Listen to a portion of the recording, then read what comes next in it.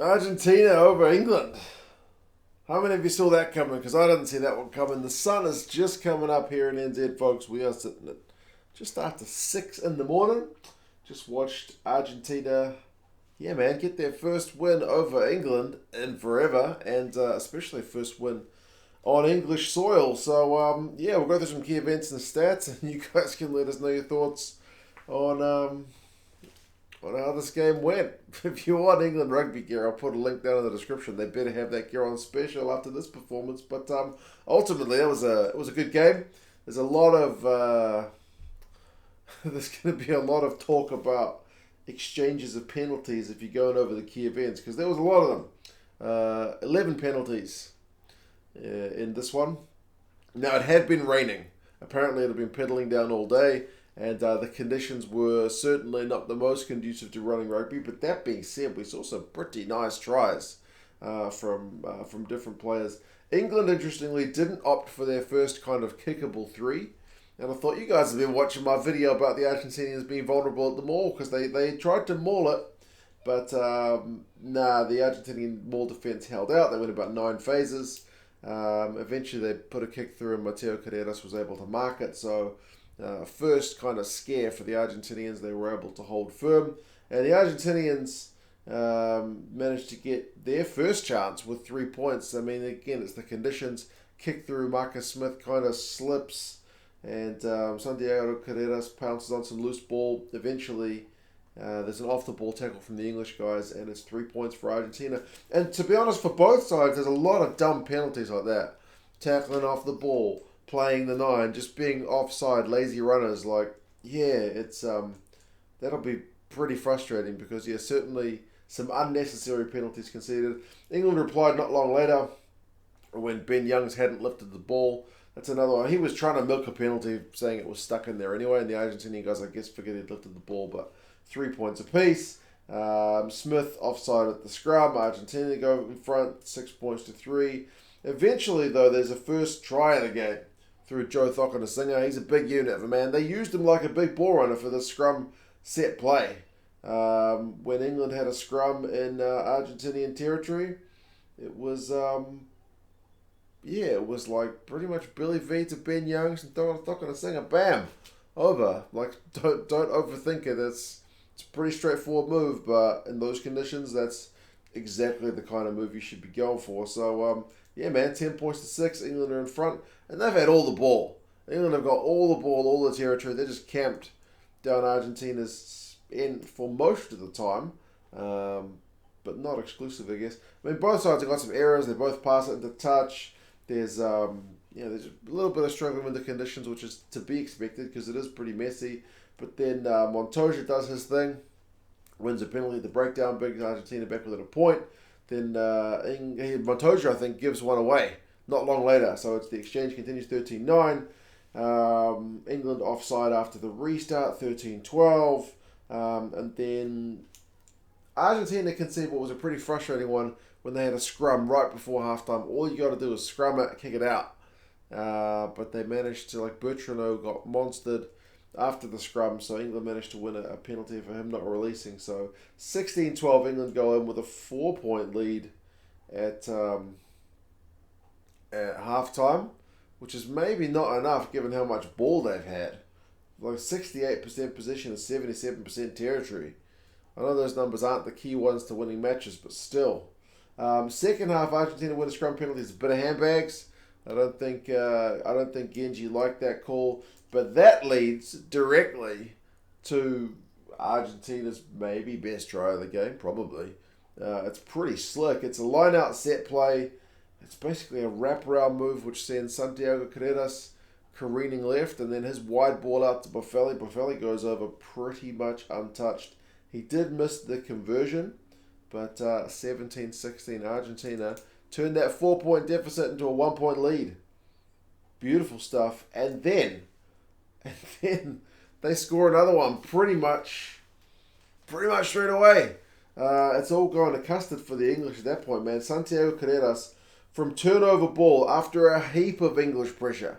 Like, England have really taken that try that they've just conceded and decided to push right back into the Argentinian guys. But yeah, basically there's a bit of drop ball under Argentinian defensive pressure. Farrell was saying that he thought the ball had been knocked on by an Argentinian hand by Genge in the tackle, but that the TMO has a look at it from about 6 different angles and there's nothing doing. So Carreras' try stand. He's got some wheels. I guess that's one thing about playing an outside back who can also play 10 is he's got some gas. So 24 points to 16. Argentina, I'm initially thinking, still a lot of games to go. Can they hold that lead? And they pretty much immediately conceded tries. Oh, well, they're not going to win. Nice try. They had a decent lead. They needed to keep that lead probably until the 80th because they're not going to score that many more points. But I'm dead wrong. I'm absolutely wrong. Lovenini gives away a penalty for being offside. Gives England a chance in Argentina's half. And Poortvliet's just come on for Ben Young's. Must be his first or second touch of the ball. Basically just snipes by the side of the ruck, shows some gas, and goes over to bring it back to 23-24. So, I mean, based on how much ball England have had, I'm thinking surely they're going to run away with this one. They get a scrum penalty, which puts them into Argentina's half again. Genge plays the 9, so it's a soft penalty. England back in front, 26-24. I mean, surely they're going to go and run away with this one? No. Cowan-Dickie with an off-the-ball tackle. Boffelli with a big kick. 27-26, back in front. But then Argentina offside. 29-27, England back in front. Sinckler goes off his feet at the breakdown. 30 points to 29. That's the final scoring. But all those penalties, not the best ones to be conceded. Like Sinckler off his feet was about as obvious as you can get. Now, England are not dead and buried. What's that new guy's name? Alex Coles. He has a line break. England go about 7 phases. But then they get in each other's way as a bit of obstruction. So Argentina are able to exit under pressure. Then there's a box kick from Argentina. Jack Nowell knocks it on in the air, so it's a scrum. Argentina win the resulting scrum penalty. They don't opt for a long-range 3. They end up just trying to kill the game down England's end, basically. They maul it. They get stopped. England need to go coast to coast. Can they get it done? No, they can't. Slade ends up knocking it on. So, yeah. Pretty crazy game. Like I mentioned, a lot of unnecessary penalties with both sides pretty much punishing every time it happened. It's an interesting one that England... I mean, I guess it's a test match. You go for the 3s, but as I said, if Argentina had been vulnerable at the maul, England only really went for it once. They could have backed themselves to go for the corner, but they were happy to kind of, just keep the scoreboard ticking over. But Argentina would just tick it right back. So, run meters 424 to 160. That's all England. Possession 63%, territory 73%. That's England. But clean breaks 4 to 2. It's not that convincing for a side who had 63% possession. Defenders beaten 17-7. Turnovers conceded 13-7. So England have got good stats in a lot of areas, but they also coughed up a bit more ball. Argentina make 154 tackles. 154 to 56. That's a defensive shift from the Argentinians. They did kind of very similar thing to New Zealand in the past, where they were just happy to defend and kick the ball out of dodge, take the penalties when the time suits. So like Argentina can play that game, man. They love it. Their lineup was 6 from 6.